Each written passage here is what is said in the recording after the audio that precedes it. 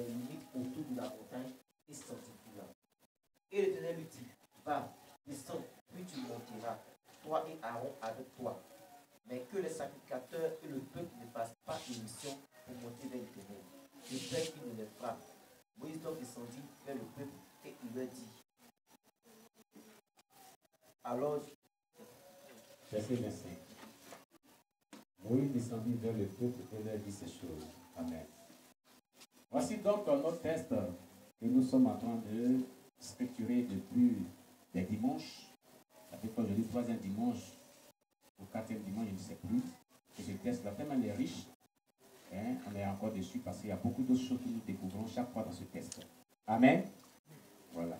Donc la dernière fois, on avait posé la dernière question, c'était quand on examine bien le texte, pourquoi les Juifs de cette assemblée chrétienne examinaient chaque jour les Écritures pour savoir si ce qu'on leur disait était exact.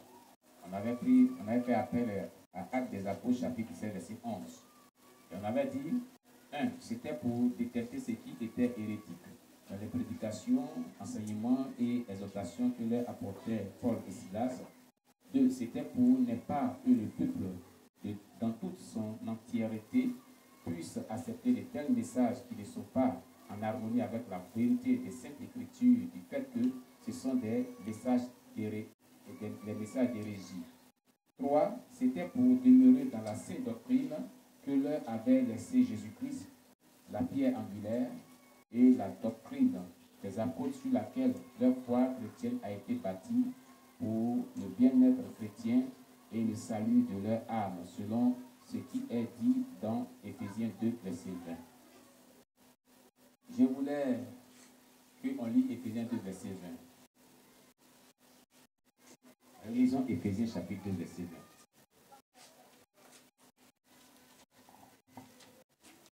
Éphésiens chapitre 2, verset 20.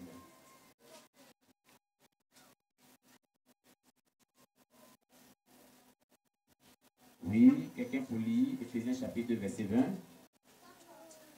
Étant édifiés sous le fondement des apôtres et des prophètes, dont Jésus-Christ est la pierre angulaire. Très bien. La Bible dit que notre foi a été édifiée sur le fondement des apôtres et des prophètes, et Jésus-Christ lui-même, la pierre angulaire. C'est-à-dire la doctrine de Jésus-Christ lui-même. Alléluia. Jésus l'avait dit. Ça veut dire quoi? La doctrine des apôtres commence à partir du Nouveau Testament et de Jésus-Christ. N'est-ce pas? Amen. Jusqu'à la fin, tout le Nouveau Testament. Quand vous allez parcourir tout le Nouveau Testament, vous n'allez pas voir quelque part la doctrine des apôtres et de Jésus-Christ lui-même, sa doctrine, où il y a eu un mariage qui a été célébré avec alliance. Notre foi est déçue des fondements. Voilà, tout le monde. Il n'y a pas eu alliance. Et au contraire, dans tout le Nouveau Testament, on trouve des versets bibliques qui condamnent la parure extérieure. On ne dit pas de séparer avec les parures extérieures. Et comme ça, cela vraiment nous étonne beaucoup. Ces prédicateurs de nos jours. Moi, je leur posé la question. La doctrine qu'ils ont là, elle est basée sur quoi? Sur la doctrine des apôtres et jusqu'à la pierre angulaire? Ou bien elle est basée sur notre doctrine? Non. Le que nous faisons là, c'est la continuité de la doctrine de Jésus-Christ. C'est la continuité de la doctrine des apôtres. Et dans la doctrine des apôtres, il est dit que Dieu ne veut pas que la femme se parle de tous ses paris. C'est écrit. Les textes sont là. Les versets sont là. Est-ce qu'on n'a pas vu quelques textes plusieurs fois ici? Amen. Amen. Celui-là est vraiment étonnant. Donc nous voulons vraiment dire aux gens de prêcher la vérité aux gens et d'être dans la vérité. Que le nom de Dieu soit béni. Amen. Selon notre texte, quelles sont les dispositions que devait prendre le peuple de Dieu pour la rencontre de Dieu? On avait vu les dispositions, tout ce temps, on avait vu les dispositions que devait prendre Moïse et Aaron. Amen. Maintenant, on va voir les dispositions que le peuple de Dieu doit prendre dans toute son entièreté pour la rencontre de Dieu. Amen. chaque fidèle, quelle disposition, des dispositions spirituelles que tu dois prendre pour rencontrer ton Dieu? On avait expliqué qu'il y avait plusieurs types de rencontres sur la terre. Amen. Plusieurs types de rencontres. On a des rendez-vous, mais dans la chrétienté, dans le christianisme, on a nos différents types de rencontres. Nos rencontres avec Dieu personnel, nos dévotions. Alléluia. C'est ce qu'on appelle le culte personnel, où on prie, on étudie la parole de Dieu. Ça, c'est nos rencontres avec Dieu personnel. On a la rencontre avec Dieu commune, avec le peuple de Dieu. Souvent, les cultes de dimanche, les cultes du soir, les séminaires, les conférences, les croisades d'évangélisation, les veillées de prière, les moments de prière, d'ensemble, d'intercession. Ce sont des rencontres qu'on a en commun. Alléluia. Maintenant, pour toutes ces rencontres-là, il y a une rencontre que tout le monde ne doit pas rater, que personne qui s'impose à nous.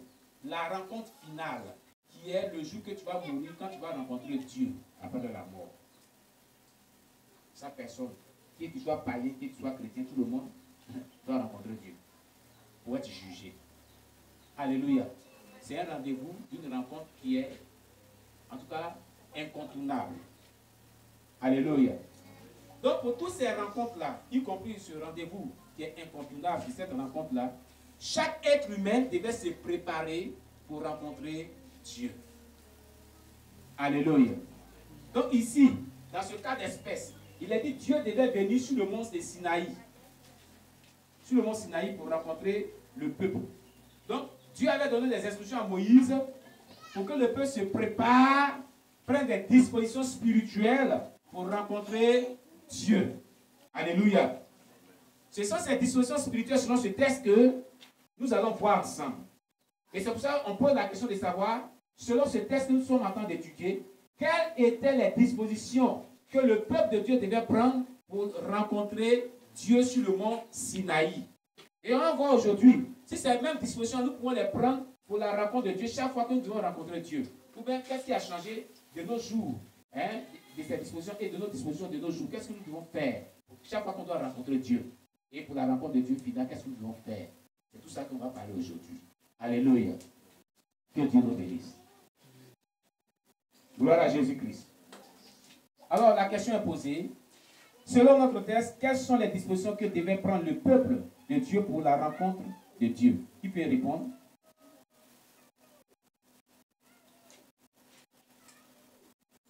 Quelqu'un peut lire à partir du verset 10.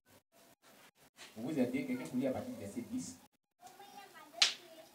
Et l'Éternel dit à Moïse, va vers le peuple, sanctifie-les aujourd'hui et demain, et qu'ils lavent leurs vêtements.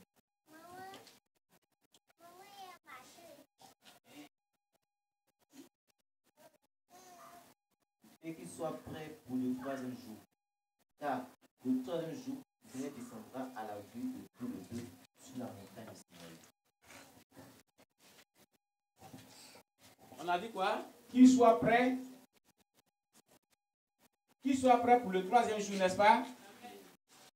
Il faut les sanctifier, mais qu'ils soient prêts pour le troisième jour. Être prêt, là, ça veut dire quoi? Ils devaient se préparer. Être prêt signifie que ce peuple-là devait se préparer pour le troisième jour, parce que le troisième jour, Dieu va descendre sur le mont Sinaï, ils vont rencontrer Dieu. Donc, ils devaient se préparer, ils devaient prendre des dispositions spirituelles pour rencontrer Dieu. C'est ce que je l'avais dit. Amen. Amen. Voilà. Alors, dans ce verset, il a dit quoi? Quel genre de disposition il devait faire? Dans ce verset 10 là. Qu'est-ce qu'il devait faire le peuple? Il devait se... Très bien. Ce n'est pas eux qui devaient se sanctifier, c'est Moïse qui devait les sanctifier. Mais eux-mêmes là, qu'est-ce qui leur incombe dans ce texte? Dans le verset 10. Ils devaient laver leurs vêtements. Amen. Dans le verset 10, le peuple devait laver leurs vêtements. Nous ne devons pas oublier que, en tant que chrétiens, nous avons deux types de vêtements. Amen. Les vêtements physiques, selon Matthieu chapitre 21, verset 7 à 8, quelqu'un va lire? Matthieu chapitre 7, verset 21 à 8, les vêtements physiques. Et il y a les vêtements spirituels, selon Apocalypse 7, verset 14. On va lire les vêtements physiques. Pour rencontrer Dieu, soit à un culte, à une croisade d'évangélisation, à une veille de prière, en tout cas une rencontre de prière, ou bien vraiment un séminaire, un culte de dimanche, un culte du soir, il ne faut pas venir à l'église avec des vêtements sales. Des vêtements qui sont sués là, que tu as déjà porté, qui sentent là, qui est sale là. Il ne faut pas venir dans la présence. Dieu est un Dieu de pureté, de propreté. Oui, oui. Toi qui m'écoutes, il ne faut pas que tes vêtements là soient sales. En tant que chrétien, on a deux types de vêtements. On a des vêtements spirituels et physiques et des vêtements spirituels. Vêtements physiques qu'on va voir, Matthieu chapitre 7, j'ai dit quoi? Matthieu chapitre 7, verset combien? Verset combien? Quelqu'un lit. Non, Matthieu chapitre 21, verset 7 à 8, pardon. Matthieu chapitre 21, verset 7 à 8. Quelqu'un peut lire. Le chrétien a deux types de vêtements. Le vêtement physique et le vêtement spirituel. Prenez-vous lire ta version. Français courant. C'est la page, non? Ah, tu aussi n'est pas la page. Qui a la page? Mais personne n'a la page? C'est lequel qui a la page? Il faut lire la version Ostendal. Verset 7 à 8. Et ils amenèrent la liste et la lampe. Et ayant mis leurs vêtements dessus, ils lui firent asseoir. Alors des gens, en grand nombre, étendaient leurs vêtements par le chemin, et d'autres coupaient des branches d'arbres et les étendaient sur la route. Amen. Vous voyez? Ils ont amené l'anneau que Jésus avait demandé pour rentrer à Jérusalem. Les disciples ont pris leurs vêtements, ils ont mis sur l'anneau, et Jésus s'est assis dessus. Et les gens venaient, puis ils enlevaient les vêtements, puis ils mettaient à terre, puis Jésus. Donc, ça veut dire que les chrétiens de l'époque là avaient un vêtement physique. N'est-ce pas? Alléluia. En tant que chrétien, on a deux types de vêtements. Le vêtement physique et le vêtement spirituel. Maintenant, pour venir à la rencontre de ton Dieu, qui est les cultes de dimanche, les cultes de soir, les cultes d'études bibliques, les cultes de délivrance et d'éducation, ou bien les rencontres avec les croisades d'évangélisation, les veilles de prière, les conférences, il te faut avoir un vêtement propre. Un vêtement propre. Alléluia. Quand tu dois venir à l'église, là, dans la semaine, ton vêtement que tu vas porter, il faut laver. Si tu as l'argent, tu fais repasser. Si tu n'as pas d'argent aussi, ce n'est pas grave. Si c'est bien propre, c'est bon. Dimanche, tu portes ça et tu viens à l'église. On ne vient pas dans la présence de Dieu avec un vêtement sale. Dieu est un Dieu de pureté et de propreté. Amen. Amen. Mais tu transpires, puis tu sur le vêtement, puis tu as porté ça, et puis il y a beaucoup de choses, tu mets ça encore dessus, tu viens dans la veine.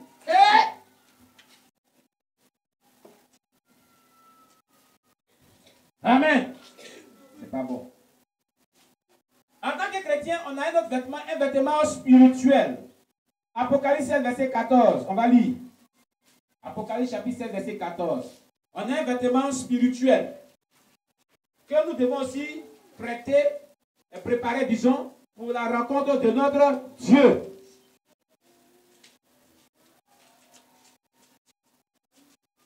On a un vêtement spirituel qu'on doit vraiment apprêter dans un état de pureté, de sainteté, pour la rencontre de notre Dieu. Car ce sont des esprits de démons. Oui. Qui font des prodiges. Ils vont vers les rois de la terre et du monde entier, afin de les rassembler pour le combat du grand jour du Dieu Tout-Puissant. Apocalypse combien? 16, verset 14. Je n'ai pas dit 16. 7, verset 14. Apocalypse chapitre 7, verset 14. Celui qui a la page, il prend le micro. Maman, il prend le micro sur la page. Je n'ai pas la page. Suivez, quand on fait la suivre, on a besoin de vous. Tout ça, on suit à l'antenne. Vous tous suivez. Il y a des gens ne suivent pas. Et je lui dis, Seigneur, tu le sais. Et il me dit, ce sont ceux qui sont venus de la grande tribulation et qui ont lavé leurs robes et ont blanchi les robes dans le sang de la vie. Très bien. Le chrétien doit laver sa robe, son vêtement, et blanchir son vêtement dans le sang de l'agneau, qui purifie, qui sanctifie. As-tu lavé ton vêtement? As-tu lavé ton habillement spirituel dans le sang de l'agneau pour que soit pur? Qu'est-ce que cela signifie? Cela signifie simplement une vie de sainteté véritable. Sainteté interne comme externe. Sainteté intérieure comme extérieure. La sainteté là, elle est aussi corporelle. Vous ne savez pas. Je vais vous le dire. On va prendre les versets bibliques qui parlent de la sainteté du corps. Donc corporelle. N'est-ce pas? Prenez 1 Corinthiens 7, verset 34, et lisez. Vous allez voir que la sainteté corporelle, la sainteté du corps existe. La sainteté corporelle existe. La sainteté du corps. Vous avez dit que tout ce qu'on met sur le corps là doit être pur. 1 Corinthiens chapitre 7, verset 34. Et lisez. La version Louis II sur tout.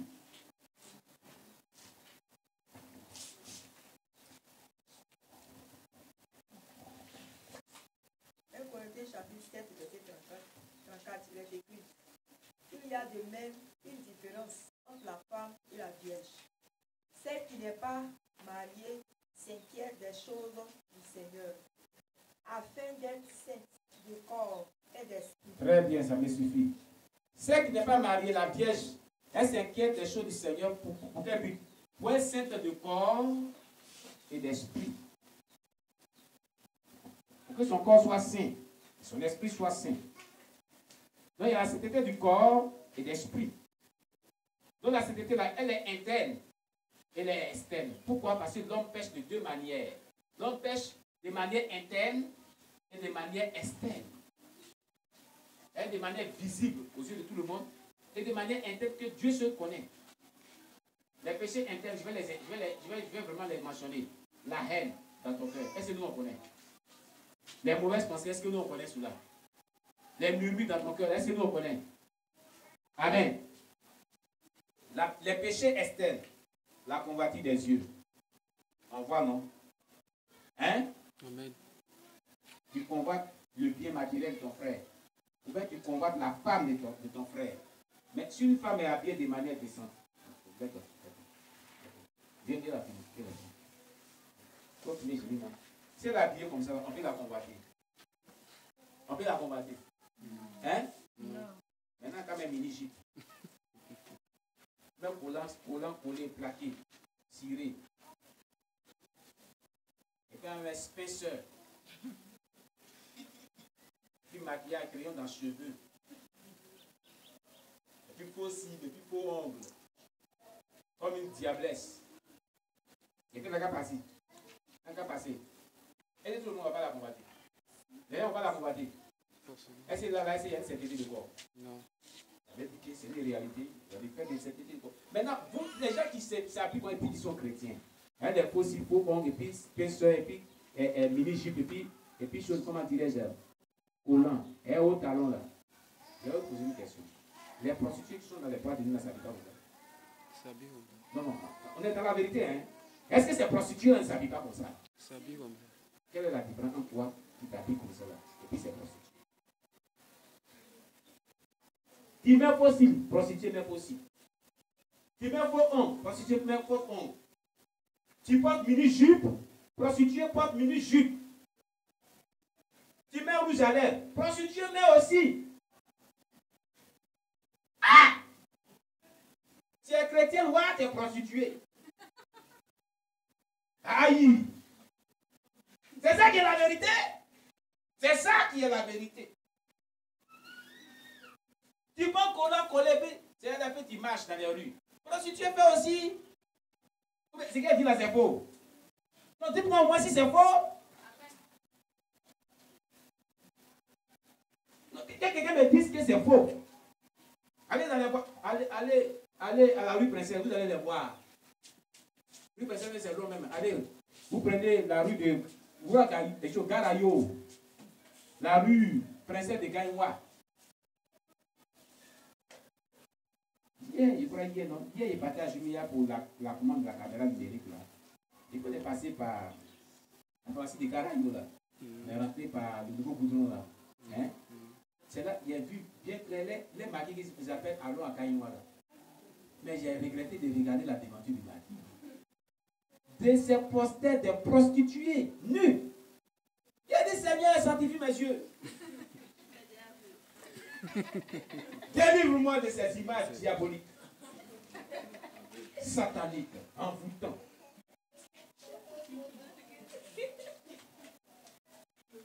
Quand tu les vois, t'es prostituée, c'est comme de la pornographie. Maintenant, si toi tu dis que tu es chrétienne, là, tu es habillé comme ça. Quand même, tu veux qu'on dise quoi? Moi, tu dis que tu es prostituée aussi. Maintenant, tu es habillé comme ça, et tu marches dans les rues, tu dis, demande-elle, s'il te plaît. Hé, moi, je suis chrétienne. Hein? Tu es chrétien où? Tu n'es pas chrétien. C'est pour ça qu'on t'appelle comme ça. Ceux qu'on appelle comme ça, ce sont ceux qui s'habillent comme ça. C'est qui dit que c'est beau? Ma fille, c'est beau. C'est vrai ou c'est pour moi? C'est vrai ou c'est beau?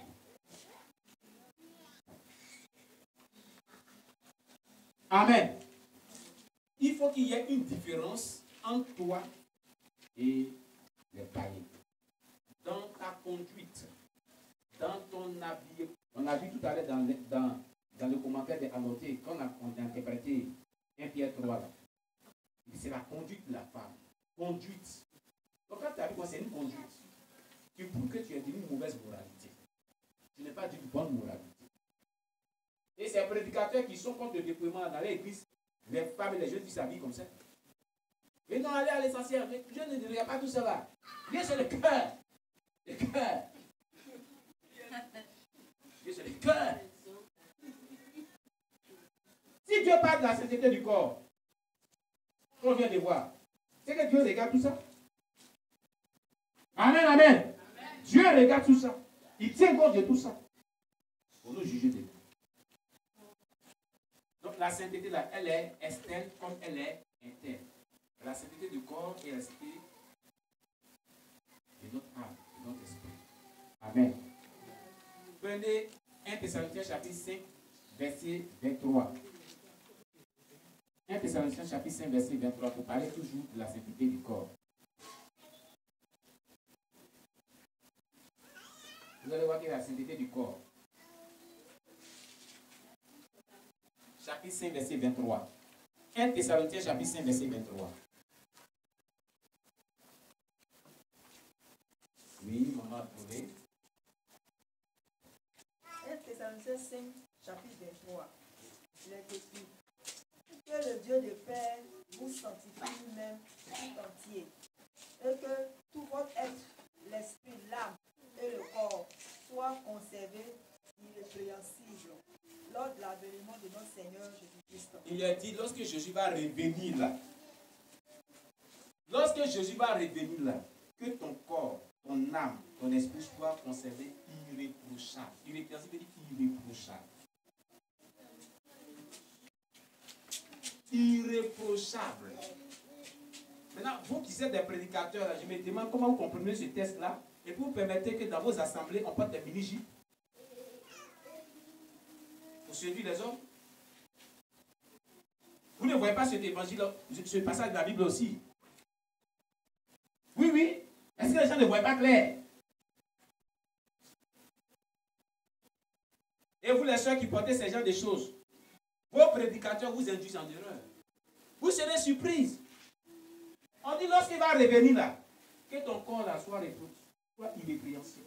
Mais si on voit que tu es irréprochable et puis tu es dans le mini-jip, qu'il y a une occasion de juger les gens, écoutez, quand Jésus a dit celui qui regarde la femme de son prochain, la convoite dans son cœur, a commis avec elle l'adultère. Il voulait dire quoi? Ma fille, il voulait dire quoi? Tu veux savoir ce qu'il voulait dire? C'est-à-dire que si je regarde, moi voilà mon épouse, si je regarde quelqu'un d'une autre femme ou d'une autre fille et qu'elle est habillée de manière sexy, il va la convoiter.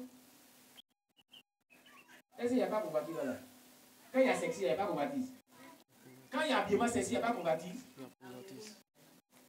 Non, répondez-moi. Quand il y a habillement sexy, il n'y a pas convoitise. Il y a convoitise. Habillement sexy là, mini-jupe n'est pas dedans. Elle est dedans.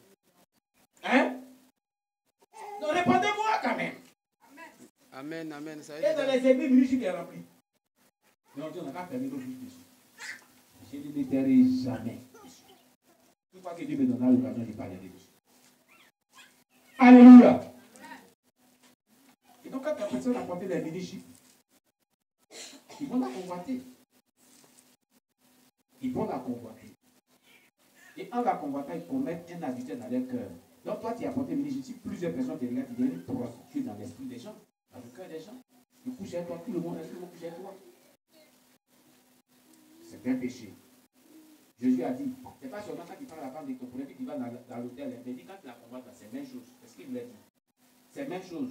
C'est condamnable aussi. C'est ce que Jésus a dit. Et c'est ça. C'est ça qui est la vérité. Dieu regarde le cœur. Dieu regarde le cœur. Prenez Romains chapitre 12, verset 1 à 2. Vous allez voir si Dieu regarde le cœur. Il regarde le corps aussi. Romains chapitre 12, verset 1 à 3. Lisez. Dieu c'est le cœur, mon œil. Dieu aussi c'est le corps.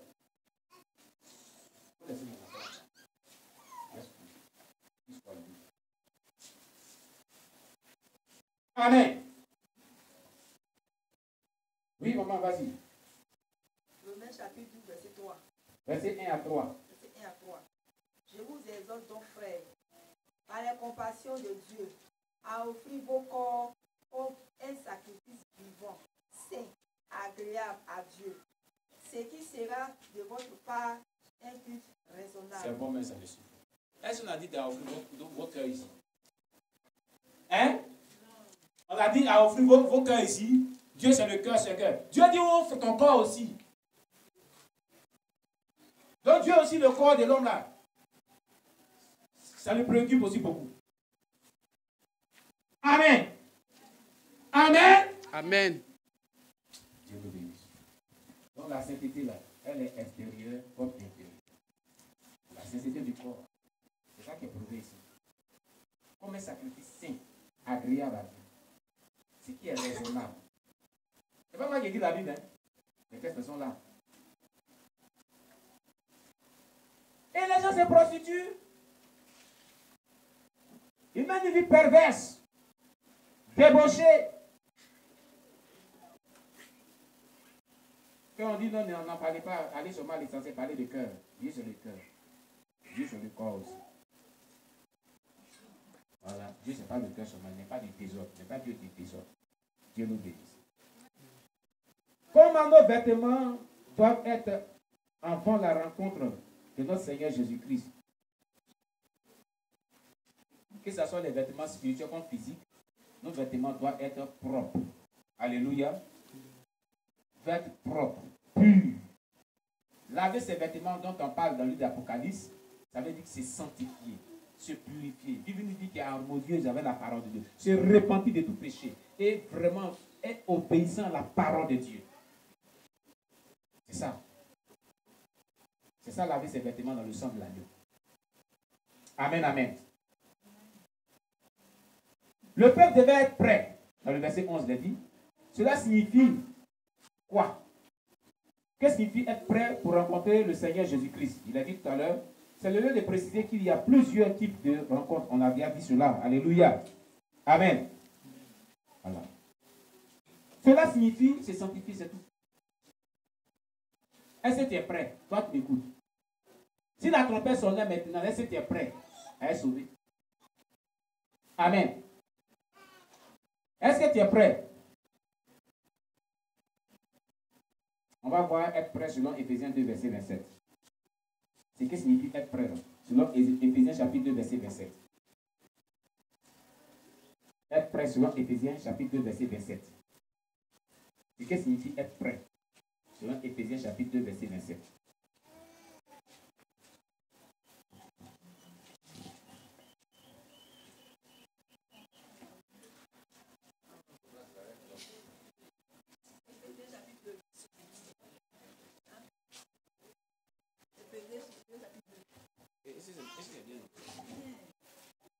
Attends, je vais voir.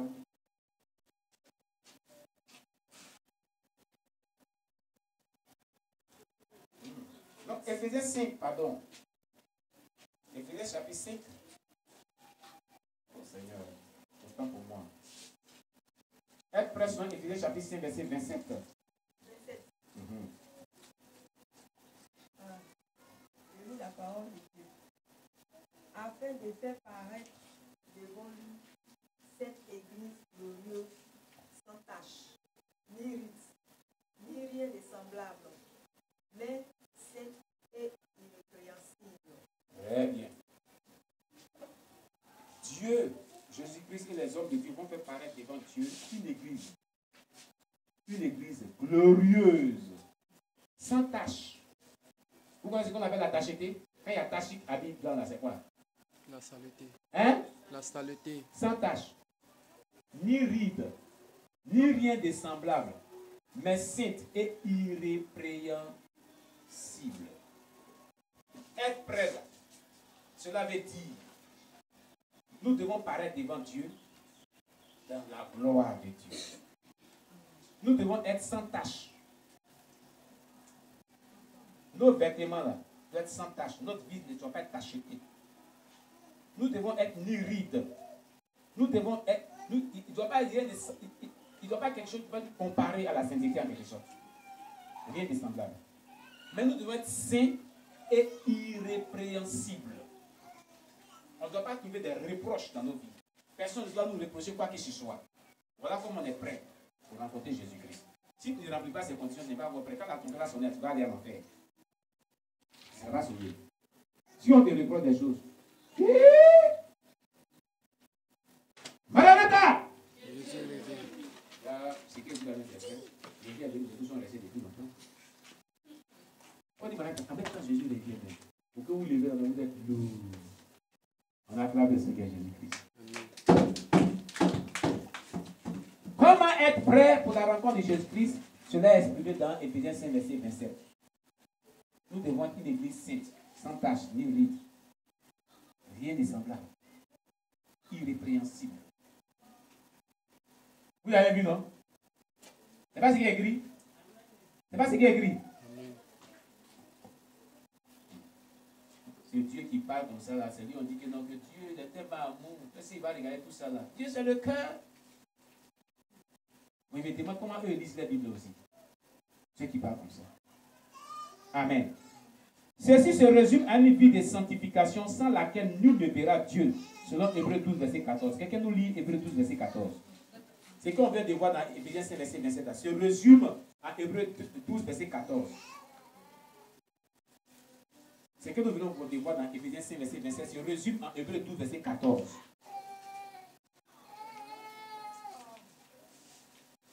Se résume dans Hébreux chapitre 12, verset 14. Il est écrit. Oui. Recherchez la paix avec tous. Recherchez la paix avec tous. Et la sanctification sans laquelle personne ne verra le Seigneur. Et la sanctification sans laquelle personne ne verra le Seigneur. Être prêt veut dire qu'il faut te sanctifier, sinon tu ne peux même pas voir sa face. Si tu vis dans un péché quelconque, tu es disqualifié. Tu ne peux pas voir Jésus-Christ. Si tu n'es pas en paix avec quelqu'un là, tu ne peux pas le voir. On dit rechercher la paix avec tous. Donc toi, tu ne peux pas. Qui ne parle pas avec quelqu'un? Qui ne parle pas avec quelqu'un? Qui ne parle pas avec quelqu'un? Dis-nous, on est dans la présence de Dieu. Dis-nous la vérité. Qui ne parle pas avec quelqu'un? Dans cette église-là. Qui? Lève ton doigt bien. Lève-toi. Lève-toi. Lève-toi bien voir. Lève-toi bien. Levez-vous bien, on va voir ceux qui ne parlent pas avec les gens là. Levez-vous, ne pas levez-toi. Tenez-vous debout. Et puis ces deux soeurs-là, c'est des soeurs. Il y a qui encore? Ce sont deux soeurs, hein? Il y a toi-même. Toi, transférer ton doigt. Mais si papa, toi, tu dois tout faire pour parler avec lui. Elle ne te répond pas. Mais va lui dire pardon, ma soeur. Qu'est-ce que je t'ai fait? Puis tu me salues. Et puis, voilà, c'est comme ça. Alléluia. Il y a qui encore? Qui ne parle pas avec toi? Qui ne parle pas avec toi? Il y a qui encore?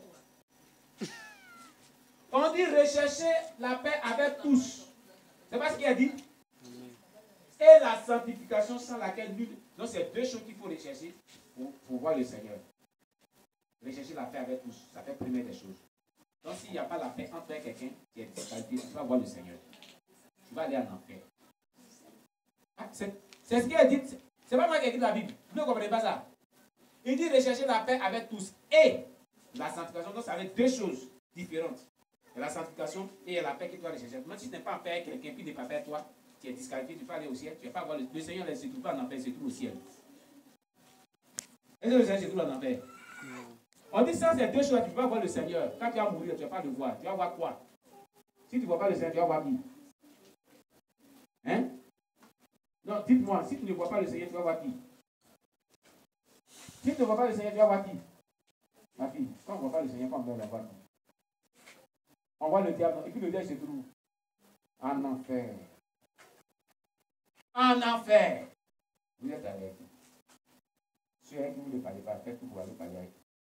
Arrangez-vous, réconciliez-vous pendant qu'il est temps, avant que vous ne mouriez sur la terre. Oui, oui, c'est ce qui est dit dans la Bible. Recherchez la paix avec tous et la sanctification sans laquelle nul ne verra Dieu. Hébreux 12, verset. Bon, on ça. Voici comment, ce qui résume le fait de pouvoir se sanctifier, donc le fait d'être prêt là, voilà en quoi cela se résume. Amen. Comment pouvons-nous savoir et comment pouvons-nous nous sanctifier? Comment on peut se sanctifier? Puisqu'on dit, et la sanctification sans laquelle nul ne verra Dieu. Donc comment nous pouvons nous sanctifier?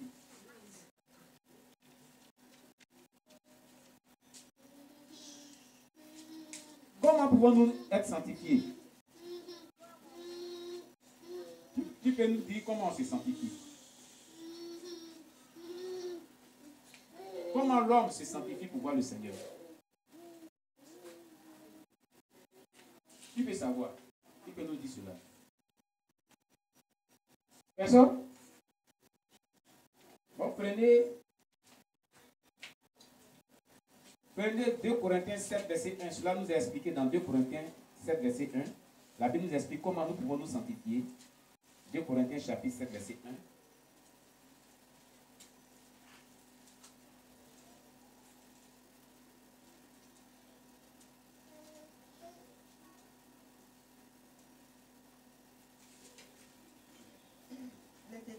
Oui. Ayant donc de telles promesses, bien-aimés, purifions-nous de tout souillure de la chair et de l'esprit, en achevant notre sanctification dans la crainte de Dieu.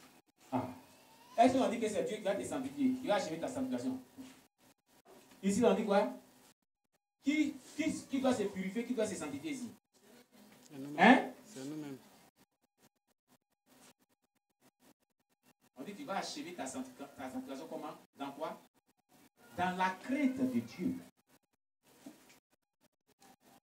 Tu dois achever toi ta sanctification n'est pas encore achevée. Pour que tu sois apte pour rentrer au ciel là, il faut que tu achètes ta sanctification dans la crainte de Dieu. C'est une vie de crainte de Dieu, tu dois achever toi ta sanctification. Quelqu'un me comprend bien? C'est une vie de crainte de l'Éternel qui achève toi ta sanctification. Qu'est-ce que dit craindre Dieu? Quand est-ce qu'on dit quelqu'un craint Dieu?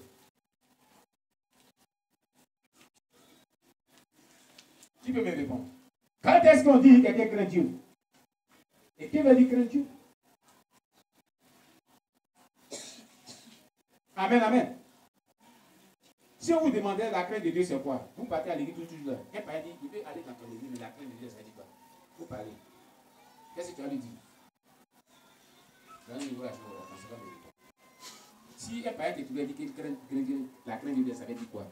Elle a dit quoi?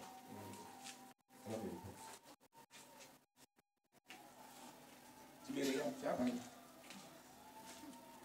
Si un parent te trouve dit que, eh ma soeur, je vais partir dans votre église, mais craindre Dieu, là, ça veut dire quoi? Elle a dit quoi? Respecter Dieu. Obéir à ses principes. C'est ce qu'elle voit. On acclame le Seigneur Jésus. Craindre Dieu, c'est le fait de respecter Dieu, obéir à ses principes. Tu as dit la même chose. Quand quelqu'un respecte et obéit à ce qu'on lui dit, c'est le fait d'avoir une vie qui est soumise à la parole de Dieu et se détourner de tout ce qui est mauvais que Dieu n'aime pas. Quand quelqu'un craint Dieu, il fait tout ce que Dieu dit dans la parole. Il s'efforce à le faire. Quand quelque chose Dieu dit n'aime pas, il dit, et moi je ne vais pas faire ça parce qu'il ne faut pas y avoir pour un Dieu. Je crains mon Dieu. Ça va, il ne peut pas faire ça. Quand on dit alors, vous voulez dire, moi je suis chrétien, hein. Moi je ne vais pas faire ça. On dit, ah toi là, je viens te frapper aujourd'hui, ah, je fais pardon, non pardon, non, moi je ne fais pas pardon. Tu as gagné, tu as raison, prends tout. Si on dit, psst, demoiselle, il dit, pardon, j'espère que psst, 1 minute devient 30 minutes. Demoiselle, psst, 1 minute, ça devient 5 minutes, 10 minutes, 1 heure, et ça finit à l'hôtel. Fuyez ces gens de causerie. Une fille ou une femme qui craint Dieu n'est pas dans ces choses. Amen. Amen. Oui. Alléluia. Craindre Dieu, c'est le fait d'obéir à sa parole en étant détourné de tout péché, toute iniquité. Alléluia. Voilà. Quand une personne vit comme ça, on dit qu'elle craint Dieu. Que le nom de Dieu soit béni. Gloire à Jésus-Christ. Gloire à Jésus-Christ. Amen. Que Dieu soit loué.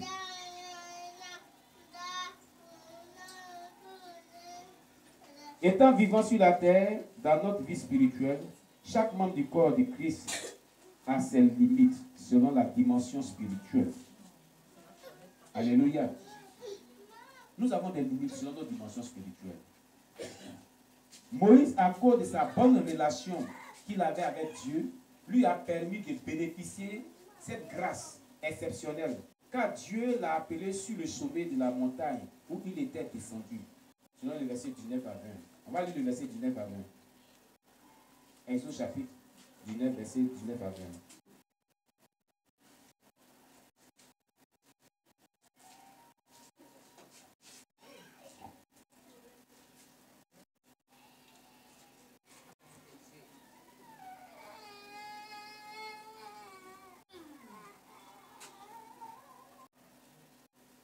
Exode chapitre 19, verset 19 à 20. Quelqu'un pour lire? Donnez le micro.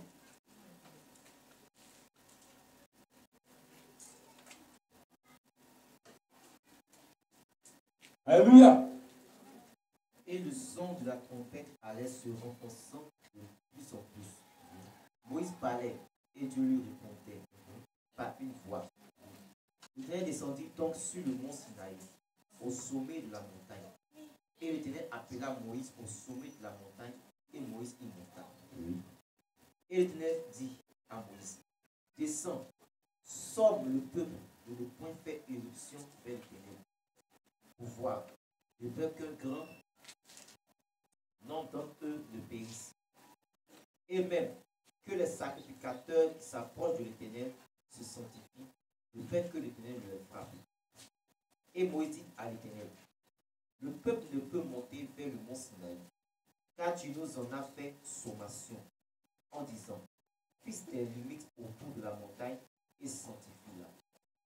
Et l'Éternel lui dit, va, descends, puis tu monteras, toi et Aaron avec toi. Mais que C'est bon. Tu vas dans des cas comment la vie à nous. J'ai dit tout à l'heure que dans le Seigneur, chaque personne a des limites selon son évolution spirituelle ou sa dimension spirituelle. C'est ce que Dieu est en train de nous enseigner ici. Dieu dit à Moïse, fixe des limites au peuple. C'est selon la relation qu'ils ont avec Dieu. Tu ne peux pas avoir accès à une partie de la montagne où Dieu allait descendre. Amen. Par contre, toi, Moïse, monte vers moi. Moïse allait. Et puis, Dieu parlait et il l'entendait. Mais eux, ils n'avaient pas droit à sauter les limites que Moïse avait tracées sur la montagne. C'est-à-dire, nous sommes limités selon notre dimension spirituelle, selon la relation qu'on a avec Dieu, dans le spirituel. C'est ce que je l'avais dit. Moïse, puisqu'il avait une bonne relation avec Dieu, Moïse avait accès directement à Dieu, sans limite. Toutefois que vous développerez une bonne relation avec Dieu, vous aurez accès aux grâces illimitées de Dieu. C'est ce que je l'avais dit.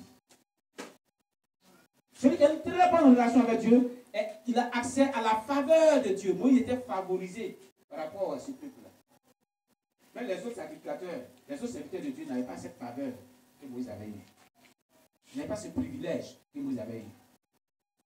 Est-ce que quelqu'un comprend cela? Il est bon de développer une bonne relation avec Dieu pour avoir accès aux grâces de Dieu, aux grâces illimitées de Dieu, aux faveurs limitées de Dieu, au bonheur de Dieu. Nous voulons que Dieu nous bénisse.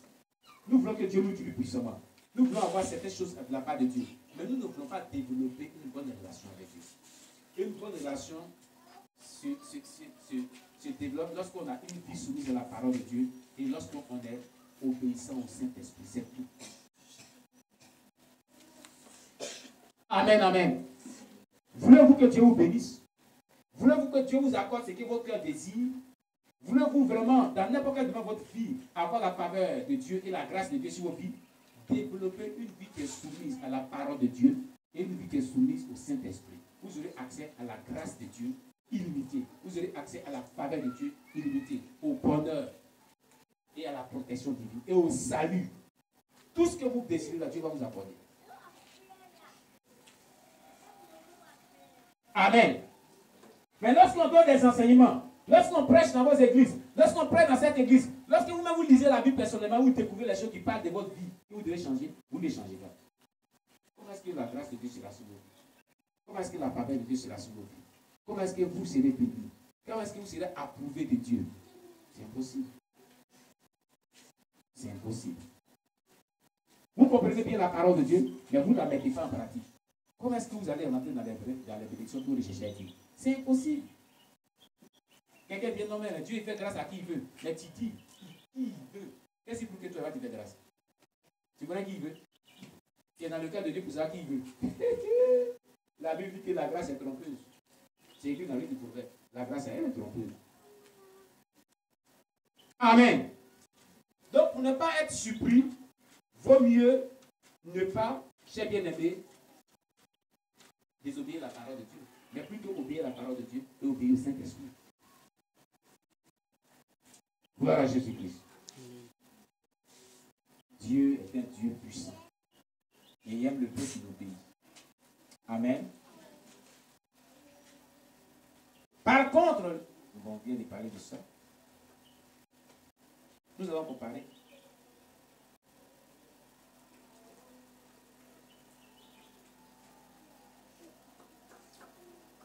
Dieu nous bénisse. Alléluia. Amen.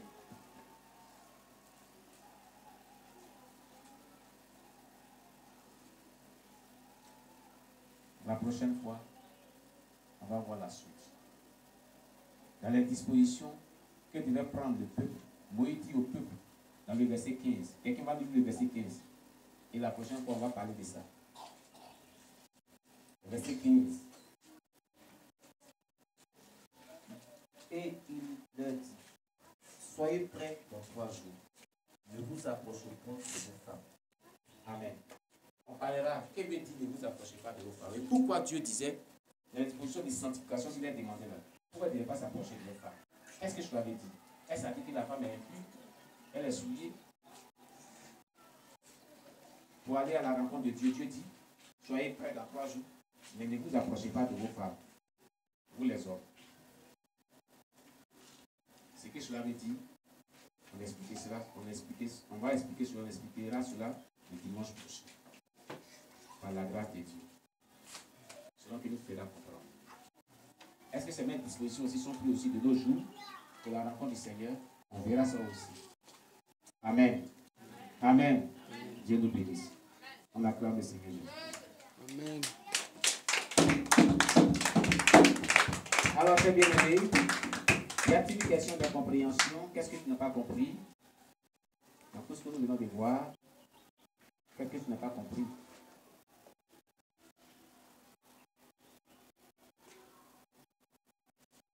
Qu'est-ce que tu n'as pas compris? Il y a une question de compréhension? Personne? Alors, qu'est-ce que tu as compris? Qu'est-ce qui a touché ton cœur? Qu'est-ce qui a marqué ton cœur? Quelle leçon spirituelle que tu tires de cette étude? Et sur quoi Dieu a attiré ton attention? Sur quoi Dieu a attiré ton attention? Franchement, donnez le micro à quelque chose de nous, non? Et pas faire les bouquets d'autres. Je commence par toi aujourd'hui. Là, il sait qu'il est capable de dire qu'ils ont tout dit. Oh, dimanche prochain, il va commencer par elle. Là, elle ne va pas me dire qu'ils ont tout dit.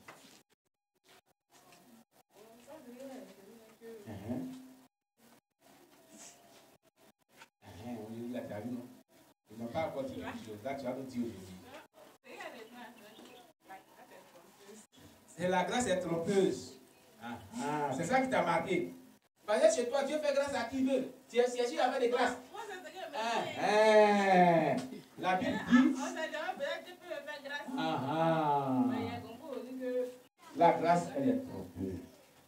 C'est pour ça qu'il faut être prêt. Fais tout pour rentrer dans ces normes-là. Il ne faut pas compter sur grâce. Si tu comptes sur grâce, et Dieu ne fait pas grâce. Et tu es dans le cœur de Dieu pour savoir s'il va te faire grâce ou pas. On va compter la grâce, elle est trompeuse. Oui. Qu'est-ce qui t'a touché? Qu'est-ce que tu retiens? Sur quoi Dieu a attiré ton attention? Ce qui t'a vraiment marqué dans tout ce qu'on a vu là. Donnez-lui le micro. Donnez le micro à votre fils. Oui. De Dieu. On doit s'apprêter en corps, esprit et âme. On doit sanctifier corps, âme et esprit.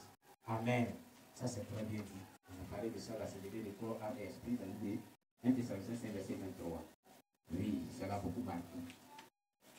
Elle a vraiment retenu quelque chose de Dieu. Ada, qu'est-ce que tu retiens dans tout ça? Ma fille Ada, le mois passé, je l'ai pas. Aujourd'hui, je l'ai vu, je suis content. Dieu est souverain. Qu'est-ce que tu retiens dans tout ça? Micro. Ils ont tout dit. Il faut ajouter au moins quelque chose dessus. Pour tout ce qu'ils ont dit là.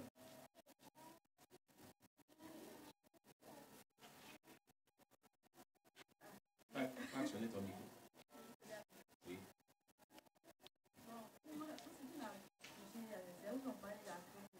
La crainte de Dieu. On doit terminer nos sanctifications de la crainte de Dieu. C'est ça qui t'a beaucoup marqué. Et le nom de Dieu soit béni. Alléluia. Anna. Anna va parler. Qu'est-ce que tu as retenu dans tout ça? Qu'est-ce que tu as touché dans tout ça? Qu'est-ce que tu as touché?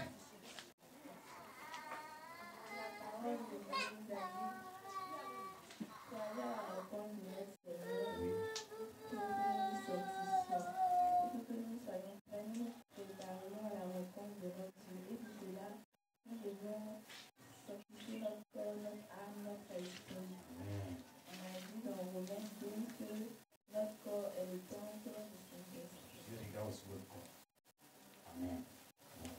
Alléluia. Voilà, dis-nous ce que tu as retenu.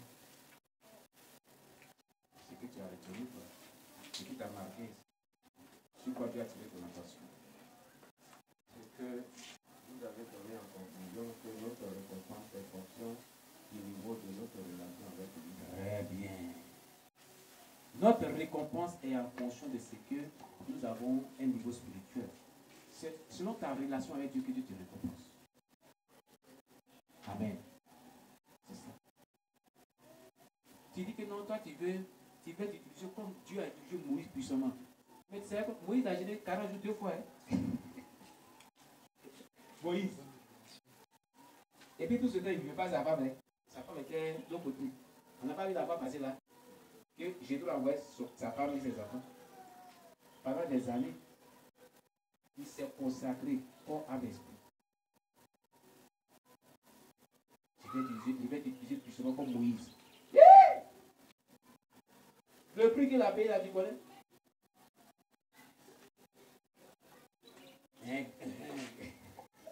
On va pas t'engueuler ici. Alléluia. Il y a tellement de trésors dans l'église. Gloire à Jésus-Christ. Dieu nous donne selon notre relation que nous développons avec lui. Si ta relation elle est bonne, Dieu va te donner ce que ton cœur désire, ce que que ce à quoi tu aspires. Mais si elle est mauvaise, ça va être dommage. Une chaise à 4 kilos, si un pied est coupé au milieu, la chaise sera équilibrée. Non. Si tu t'assois, tu vas tomber. Comme ça. Si ta relation avec Dieu n'est pas bonne, comme ça. C'est tu balances. Et c'est pas bon. Dieu vous bénisse. Comment tu n'as rien à dire? On lui dit pour un moment. Elle va nous dire ce qu'elle a retenu, ce qui a attiré son attention. Moi, ce que j'ai à dire est que Dieu regarde le cœur, Dieu regarde aussi l'extérieur. L'extérieur. Voilà. Dieu regarde aussi le cœur, mais il regarde aussi l'extérieur. C'est que nous mettons sur nos corps. Comment nous entretenons nos corps. La sainteté du corps. Alléluia. Voilà. Donc, on a dit que l'homme pèse de deux manières. De manière interne comme externe. Donc, si l'homme pèse de deux manières, donc l'homme devait se sanctifier de deux manières. Pour ça, la Bible dit que le Dieu de Père vous sanctifie tout entier, votre corps, votre âme, votre esprit, dans 1 Thessaloniciens 5, verset 23. Amen. Que Dieu nous bénisse. Bien amis, on va prier en fonction de ce qu'on vient d'étudier. On va se tenir debout. Nous allons prier le Seigneur. On va chanter ce cantique ensemble. Le pouvoir de Dieu nous a été donné. Marchons dans la victoire. Le pouvoir de Dieu nous a été donné. Marchons dans la victoire. La victoire est à nous. La victoire est à nous. Le pouvoir de Dieu nous a été donné. Marchons dans la victoire. Le pouvoir de Dieu nous a été donné. Marchons dans la victoire. La victoire est à nous. La victoire est à nous. Le pouvoir de Dieu nous a été donné. Marchons dans la victoire. Le pouvoir de Jésus nous a été donné. Marchons dans la victoire. La victoire est à nous. La victoire est à nous. Le pouvoir de Dieu nous a été donné. Marchons dans la victoire. Le pouvoir de Jésus nous a été donné. Marchons dans la victoire. La victoire est à nous. La victoire est à nous. Le pouvoir de Dieu nous a été donné. Marchons dans la victoire. Quand je me souviens de l'amour de Jésus, quand je me souviens, alléluia. Quand je me souviens de l'amour de Jésus, quand je me souviens, Hosanna, alléluia. Quand je me souviens de l'amour de Jésus, quand je me souviens, alléluia. Quand je me souviens de l'amour de Jésus, quand je me souviens, Hosanna. Quand je me souviens, quand Jésus fut crucifié, quand je me souviens, alléluia. Quand je me souviens, quand Jésus fut crucifié, quand je me souviens, Hosanna, alléluia. Quand je me souviens de l'amour de Jésus, quand je me souviens, alléluia. Quand je me souviens de l'amour de Jésus, quand je me souviens, Hosanna. Quand je me souviens, quand Jésus-Christ est mort, quand je me souviens, alléluia. Quand je me souviens, quand Jésus fut crucifié, quand je me souviens, Hosanna, alléluia. Quand je me souviens de l'amour de Jésus, quand je me souviens, alléluia. Quand je me souviens de l'amour de Jésus, quand je me souviens, Hosanna. Il m'a tant aimé, il m'a sauvé, il m'a tant aimé, il m'a sauvé, il m'a tant aimé, il m'a sauvé, il m'a tant aimé, il m'a sauvé. L'agneau de Dieu,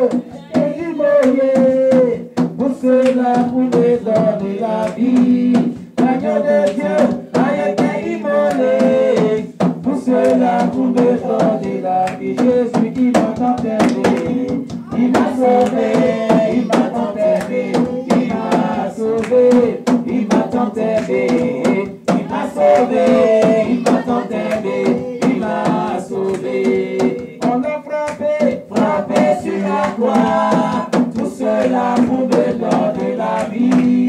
On l'a giflé, giflé sur la croix, tout cela pour me donner la vie. Jésus, il m'a tant aimé, il m'a sauvé, il m'a tant aimé, il m'a sauvé, il m'a tant aimé. Jésus, il m'a sauvé, il m'a tant aimé, il m'a sauvé. On va prier le Seigneur. Prions le Seigneur et demandons-lui de mettre en pratique sa parole que nous avons compris. Prions le Seigneur notre Dieu. L'agneau de Dieu Merci, a été immolé. merci pour ta parole que nous avons Tout écoutée. cela Que pour ton nom soit me glorifié. donner la vie. Que ton nom soit exalté notre Dieu. L'agneau de Que ton nom Dieu soit magnifié, Dieu de a notre été Dieu. Gloire à chicanté. toi, l'agneau de Dieu. Sois Tout élevé, sois cela béni notre pour Dieu. me Sois exalté notre Dieu. Qui est comme toi, Jésus-Christ? Qui peut s'égaler à toi, mon Dieu, mon roi? Je te loue, je te Il rends m'a toute la gloire. sauvé, Pour ta il m'a parole. sauvé. Donne-nous de mettre en pratique ta parole. Donne-nous de voir vivre selon ta parole, notre Dieu. Seigneur, sois élevé, sois béni notre Dieu. Sois magnifié, Dieu de cette grâce, mon Dieu, mon roi. Je te loue, je te rends toute la gloire. Merci, Seigneur. Béni soit tout ton nom, notre Dieu. L'agneau de Dieu Béni soit tout ton nom, a notre Dieu. été crucifié. Tout peut s'égaler à toi, Tout notre Dieu. cela C'est lui que tu le véritable Dieu. C'est lui qui te rend toute la gloire. L'agneau de Dieu a été frappé. Tout Merci, cela Saint-Esprit de Dieu. Au nom de Jésus-Christ. Amen. Alléluia. On acclame le Seigneur Jésus-Christ. Amen. On va louer le Seigneur. Voilà. Maman et Ézéchiel vont donner des cantiques de louange. On va vraiment louer le Seigneur glorieusement. Alléluia. Alléluia. Amen. Bien-aimés, ils ne sont pas ton amen ce matin. Alléluia. Amen. Est-ce que tu peux acclamer Dieu Tout-Puissant?